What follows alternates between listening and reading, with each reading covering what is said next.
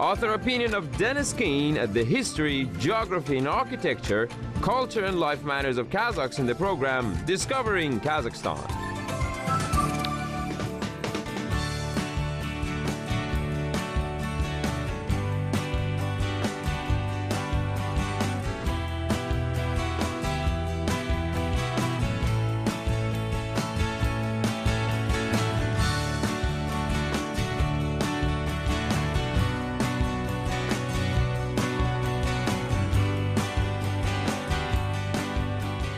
Salam, привет, and hello. I'm Dennis Keen, and today on Discovering Kazakhstan, we are in the country's largest city, Almaty, and we are getting ready to celebrate the 2017 Winter Universiade. After the Olympiad, the Universiade is the world's largest multi-sport event, and this city is unbelievably proud to be hosting it for the very first time. On today's program, we will be visiting several sites where the winter sporting events will be held, including here at the Sumkar Ski Jump Complex, with its iconic ramps that can be seen from throughout the city. The ramps that jut out over Almaty are called in-runs, the uppermost part of a ski jump hill that gives these daredevils a chance to build up speed before taking flight. We got to go to the top to take in the stunning view.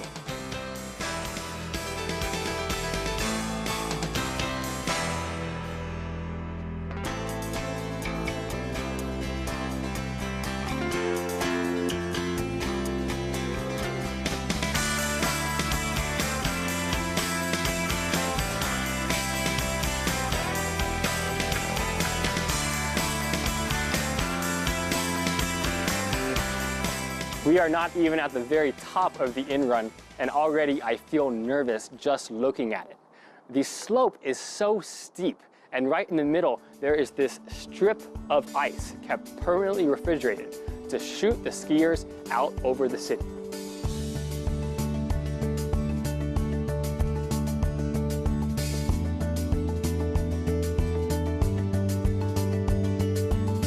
For the ski jumper to have the ideal jump, he wants to have just the right surface, and it all comes down to the equipment. There's this special machine that goes down the slope, carving out a perfectly flat surface, and also just the right 2 slots where his skis will go to keep him on a straight line as he soars down the ramp.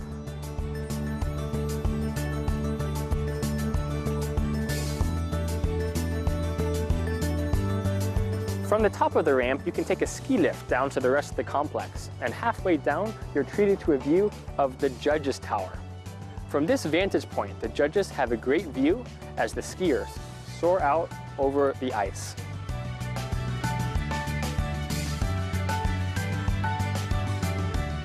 From the ski lift, you have a great view of the 2 big ramps here. One of them is called 95, and it's mostly used for youth events, like the upcoming Universiade. But then there's another one called 125 that is the biggest one in Almaty, and that's used for adult professional competitions. From the ski lift, we also have a great view over the city, including one of its most famous sites, the Joly TV tower.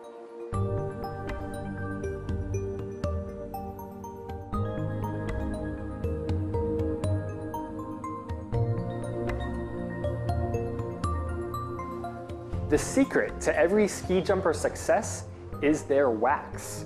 It is this special substance that makes their skis as slippery and speedy as possible, and every athlete will have his own formula.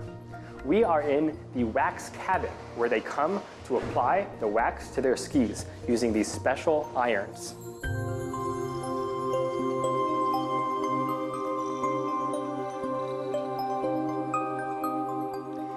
In one hall of the complex, you can find these intricate models that show the present and the future of Sumkar. In addition to the actual ski jump hills, they're also planning this whole complex of ski runs that they will use to hold an event called Nordic Combined. In this sport, they put together cross-country skiing and ski jumping. When folks in Almaty conceived the ski jump complex, they wanted to make it unlike anywhere in the world. They named it Sumkar, for the Kazakh word for falcon, in honor of the aerial dexterity that this one-of-a-kind sport requires. In just a few weeks, these stands, built for more than 5,000 spectators, will be full of cheering fans, screaming with delight as the ski jumpers fly right at them, over the snow, through the air, just like Sumcar falcons.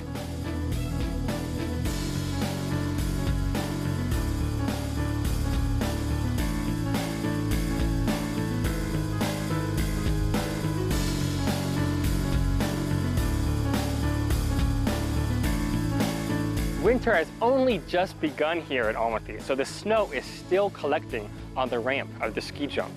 But people can practice here in any conditions. Even in the middle of the summer, they have artificial turf, and people can come here and ski. On a day like today, we have a whole collection of young kids who have come to practice at the Sumcar slope. Hey guys, come back. No, you're going the wrong way. You're supposed to go down the hill. They climb up a little bit and then they come right down, whatever they can do to get a little bit of speed.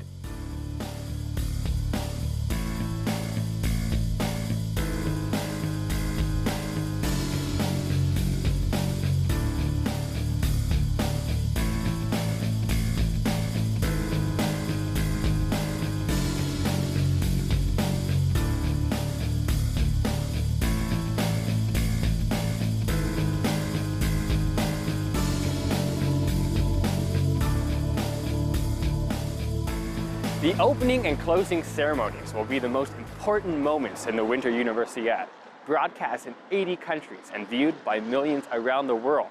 And it will take place here at the brand new Almaty Arena. This gleaming new landmark will host such winter events as ice skating and hockey. But in the future, we'll have a new life, hosting basketball games, boxing matches, and even pop concerts.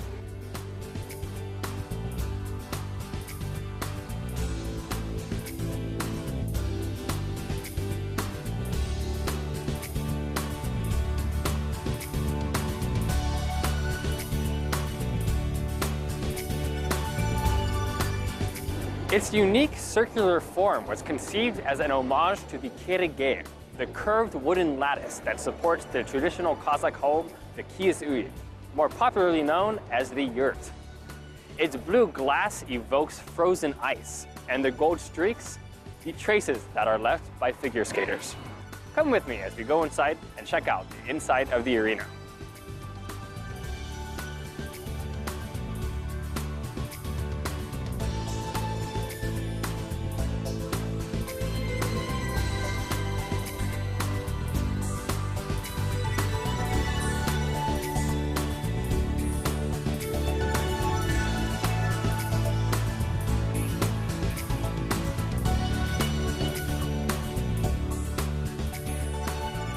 As soon as you enter the main arena, you're treated to an eye-catching sculpture with hundreds of small globes suspended like water droplets in the air.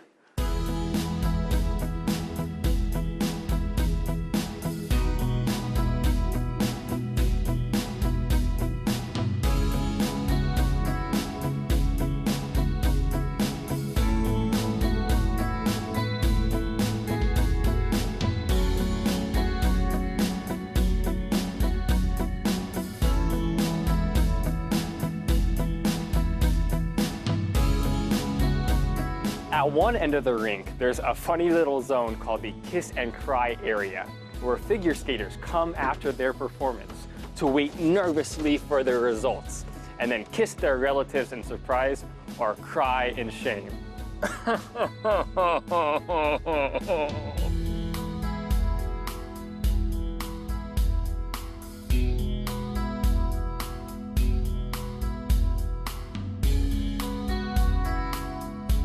Whereas before judges would have announced their decisions with scorecards, these days they use only the latest technology, punching in their scores with tablet computers.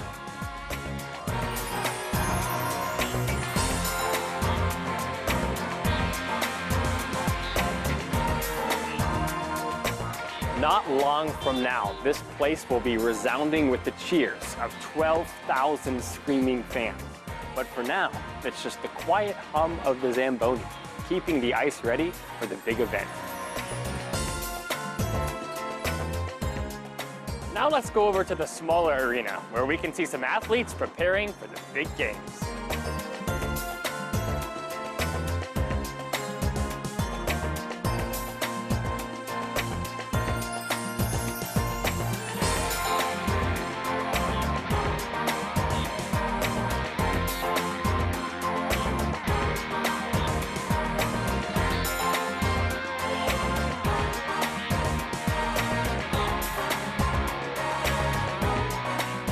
Ever since the Olympic medalist Dennis Ten hit the scene, figure skating has become more and more popular with the youth in Kazakhstan. Today is actually the first time I've ever seen them before, and it's really amazing to see just how talented these kids are. It takes some serious flexibility and coordination to pull off some of these moves. If you think you have what it takes, this rink is actually open to the public, so you can come and try to do some spins of your own. After a long day of competitions at the Almaty Arena, visiting athletes don't have to go far to find some rest, because just right next door is the Athletes' Village.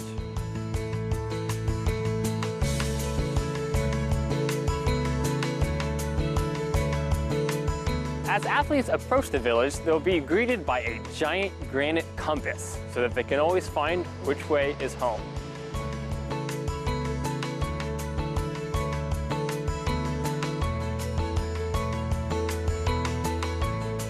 If you look at it from space, this new neighborhood is shaped like the letter U for Universiade.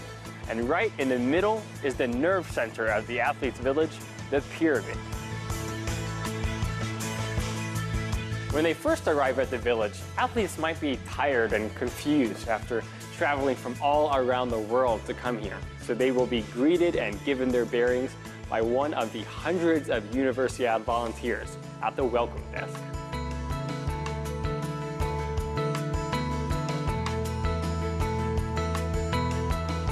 Athletes are famous for their appetites, so it's no surprise that there is a huge cafeteria that can feed 1,000 people at once. No matter where they're from or whatever their taste, athletes can find something that they like because there are 5 menus to choose from. Not only the local Kazakh food, but other Asian food, European food, halal, vegetarian food, and every menu is designed to give them the 5,000 calories that they need to perform at their best.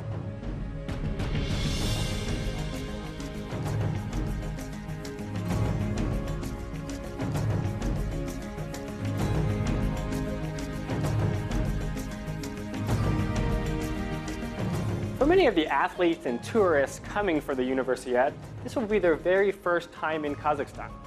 And there's no better way to learn about Kazakh culture than through its music. That's why the very top level of the pyramid has a special folk music museum where people can come and see dozens of examples of traditional folk instruments that once belonged to famous Kazakh artists. One of the coolest features of the museum is a touchscreen where you can select from a catalog of traditional Kazakh folk songs and have it played by a hologram.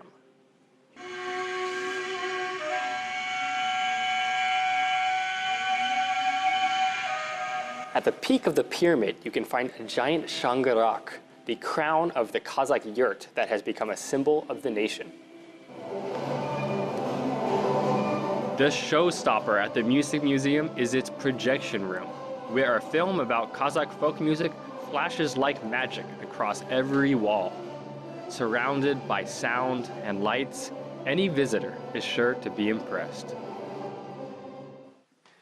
The Almaty Universiade is different from ones in the past because it has an athletes' village, just like in the Olympics, which means that after a long day of competition, athletes can come back to their very own dormitories with everything they might need to feel at home. A washing machine, TVs, irons, and a bed where they can lay down and get a good night's rest after a long day of playing winter sports.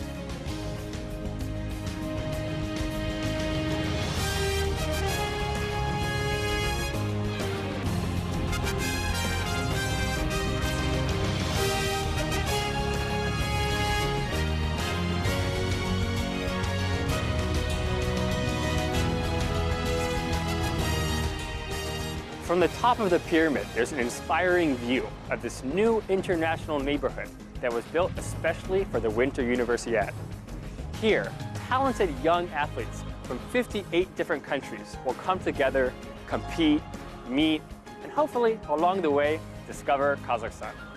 I'm Dennis Keen. Thank you for joining us today. Salbon, Baka, and goodbye.